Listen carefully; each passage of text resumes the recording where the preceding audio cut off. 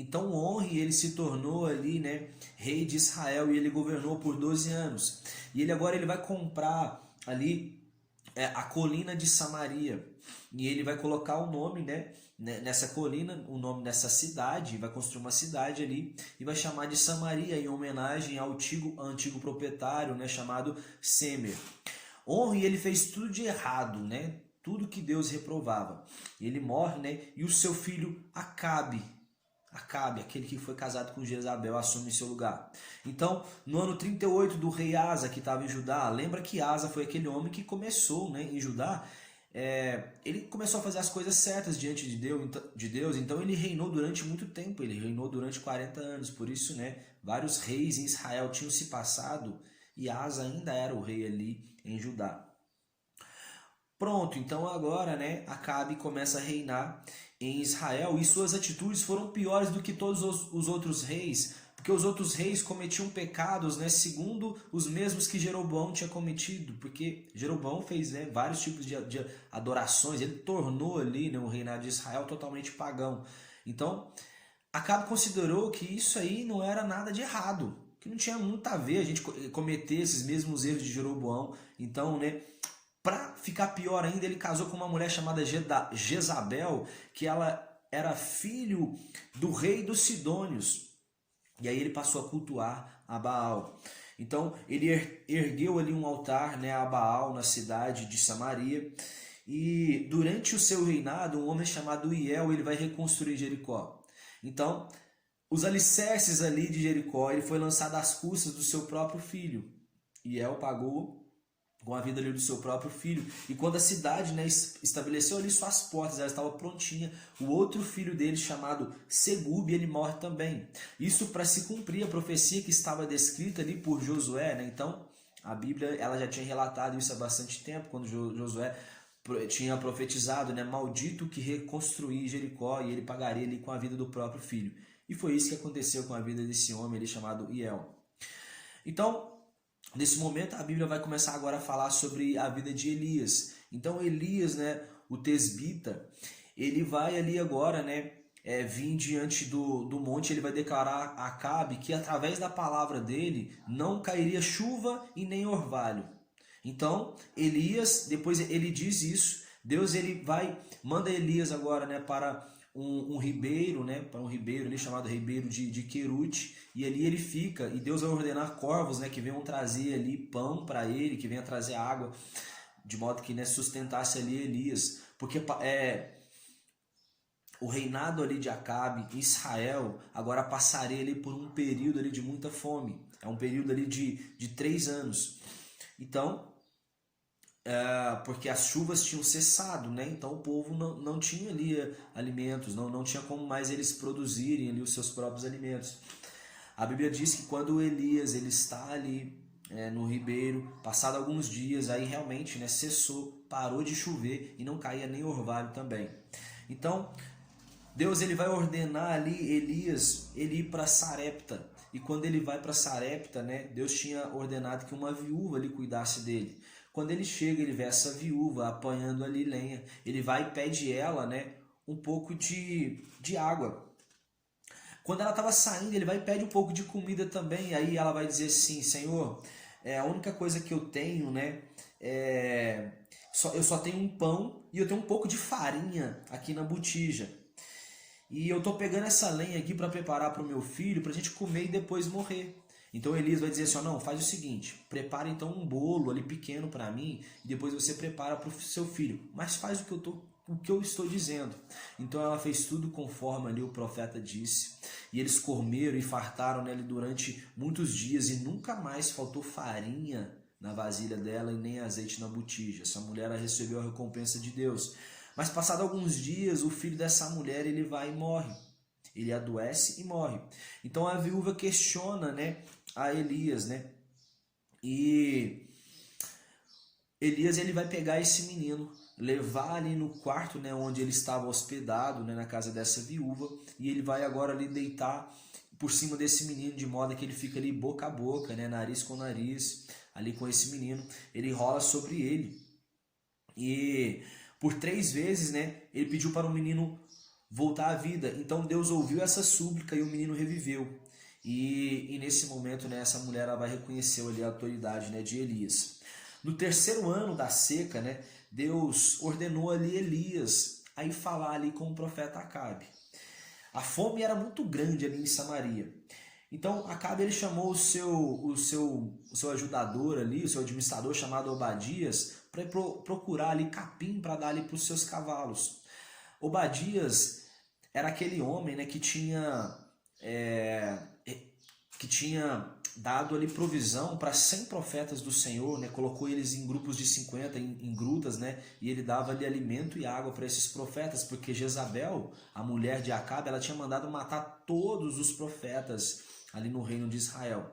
Então, agora Acabe está saindo ali com Obadias para poder procurar alimento, né, para os seus cavalos, e Acabe foi para um lado e Obadias foi para o outro, de modo que, sem querer, o Obadias ele vai e se encontra ali com Elias. Então Elias ele já vai dizer para ele assim, olha, fala que eu quero ir conversar com o seu rei. E ele vai dizer, não faz isso não, cara, porque ele quer te matar, né? Ele está querendo te matar. E Elias vai dizer assim, não, fala para ele, porque se você não falar, eu mesmo vou ir se apresentar diante dele. De modo que com essas palavras, Obadias então ele vai agora, né? E ele fala para Acabe que Elias tinha encontrado com Elias. Acabe agora ele vai ele mesmo encontrar com Elias. E Elias vai dizer para ele assim, olha, porque Acabe acusa ele, olha, você é o flagelo de Israel, você que causou toda essa bagunça aqui, ó, fazendo causar essa fome, né? Essa seca, olha como é que o povo está sofrendo. E aí Elias vai dizer, não, o problema aqui de Israel é você estar dando ouvido à sua mulher que está adorando ali a outro Deus, a não ser o nosso Deus. Então agora Acabe ele vai convocar ali, né, para que eles vão ali no alto do monte para poder fazer um sacrifício. Então Acabe ele convoca ali todo o povo e os seus 450 profetas de Baal e os 400 profetas de Azerá. Então Elias ele vai propor, olha, vamos fazer um altar, eu vou pegar aqui um cordeiro, né, um cordeiro para mim, um para você, e a gente vai esquartejar ele, colocar ele ali sobre a lenha, e aí o Deus, e a gente vai clamar o nosso Deus. Vocês clamam ao Deus de vocês, eu clamo ao meu Deus. E vocês começam, porque vocês é a maioria, né? Então vocês comecem a clamar, porque o Deus que responder com fogo, esse é que é o Deus verdadeiro. Então, aqueles profetas, eles começaram a clamaram durante um dia, né? De manhã até o meio-dia. E aí Elias até começa a zombar deles, olha, fala mais alto, porque talvez, né, o Deus de vocês possa não estar ouvindo. Então, aqueles homens ali, eles ficaram até a tarde, né? A adoração, o culto ali a Baal, eles se cortavam ali com facas e navalhas, né? De modo até seus corpos sangrarem. Mas eles fizeram isso até a tarde. O Deus deles não respondeu. Então Elias agora, ele vai, pega o seu cordeiro que estava ali esquartejado, ele coloca ali sobre o altar, né? Alguns homens ele ajuda ele a fazer isso. Ele vai agora pedir alguns homens que peguem ali 4 cântaros de água e derramem sobre o cordeiro. De modo que eles pegaram ali, né, esses 4 jarros e foram derramando água. Alguém havia cavado ali em volta desse altar, cavou uma vala, né, cavou uma vala ali ao redor. De modo que essa água que havia jogado sobre o cordeiro, ela encheu essas valas. Então Elias agora ele vai orar e vai dizer assim, olha, se Deus... Manda fogo para que esse povo reconheça que tu és Deus em Israel e que não há outro Deus além de ti. Então nesse momento Deus ele responde com fogo, de modo que o holocausto ali é queimado, o cordeiro é queimado, a lenha é queimada. Elias tinha pegado 12 pedras também, essas pedras elas são queimadas e a água ali em volta dessa valeta ela é totalmente evaporada. Então Elias agora, né, faz um grande feito. E agora ele vai ordenar que aqueles 850 profetas eles vão até um ribeiro. E ali Elias degola, né, cada um deles. Elias diz para Acabe, né, subir agora, comer e beber, pois ele já ouviu o barulho da chuva. Elias ordenou e pediu então aqui o seu servo que ele olhasse, né, para o lado do mar. E aí o seu servo olhou e não viu nada. Ele fez isso por 7 vezes. E na sétima vez, aquele servo de Elias, ele vai olhar e vai dizer assim, olha, Eu não vejo nada, meu senhor, a não ser uma pequena nuvem, né, que é do tamanho da mão de um homem. E Elias vai dizer assim, olha, pode avisar Acabe que vai cair chuva, para ele poder se esconder, porque vai cair chuva. Então não passou muito tempo depois disso e derramou água ali dos céus, de modo que Acabe, agora ele teve que sair correndo, ele foi para Jezreel. Elias, ele vai pegar ali, né, pegar a sua capa, colocar ali com o cinto, ele vai sair correndo, de modo que ele chega até na frente ali de Acabe, né, na cidade ali de Jezreel. Então, Jezabel, ela vai dizer assim que em 24 horas Elias vai estar morto. Elias, ele vai temer muito essa palavra e ele agora ele vai se refugiar. E ele vai até Berseba, ele deixa ali o seu servo e ele caminha um dia pelo deserto e ele vai parar ali sobre uma árvore, né, chamada giesta, e ele dorme. Quando ele dorme, no outro dia um anjo vem e acorda ele, coloca ali provisões para ele, coloca um pão quente, um canto de água para ele e diz para ele, olha, caminhe e vá até o Monte Horebe, o monte de Deus. E Elias, ele bate porque ele havia recebido sustento e uma palavra do anjo de Deus. Então por 40 dias e 40 noites, Elias ele caminha e chega até agora ali o Monte Horebe. Acontece que Elias ele vai se refugiar numa caverna e ele vai pedir a Deus ali que o mate. Ele vai pedir, olha Deus, eu mereço morrer. Eu quero a morte, Senhor. Então, Deus ele vem, visita Elias e vai dizer assim, Elias, sai dessa caverna, sobe até no alto do monte. Quando ele sobe, um vento muito forte do Senhor ele começa a soprar de modo que esse vento ele vai fender algumas rochas ali. Mas Deus ele não estava no vento. Depois o chão treme, dá um tremor de terra, um terremoto, mas Deus também não estava no terremoto. Depois vem fogo do céu, mas Deus também não estava no fogo.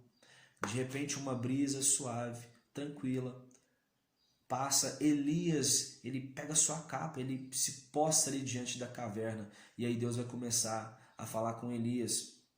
E Deus vai dizer para ele, olha Elias, retorna pelo caminho ali de Damasco. Eu quero que você vá ungir Azael, rei da Síria. Você vai ungir Jeú, rei de Israel, e você também vai ungir Eliseu, profeta, no seu lugar. Então Elias, rapidamente, ele sai correndo, parte pelo caminho de Damasco, e agora ele vai chegar até Elias, e a gente já vai fechar aqui essa quarta parte. Então, Elias, né, agora ele sai ao encontro de Eliseu. Então, quando ele chega, Eliseu ele vai estar ali arando a terra com 12 juntas de boi. Elias, né, mais 12 juntas de boi ele estava ali arando. Eliseu estava ali arando. Elias, ele vai, joga a capa sobre Eliseu, de modo que ele entendeu que era para ele acompanhar Elias. Então Eliseu pede assim, olha, deixa eu despedir dos meus pais. Elias vai e despede dos pais. Ele pega ali a sua parelha. Lembra, tinha 12 juntas de bois, mas Elias só tinha uma parelha. Uma parelha significa um conjunto, olha, melhor dizendo, é uma peça de madeira encaixada sobre a cabeça dos bois para que possam ser atrelados a uma carroça ou um arado. O que Eliseu estava fazendo? Ele estava arando. Então, a Bíblia vai dizer que Elias ele pegou essa parelha. Ele pegou ali o seu equipamento de arado, queimou, matou seus 2 bois, e aí ele fez comida e deu ali para todo o povo e seguiu a Elias.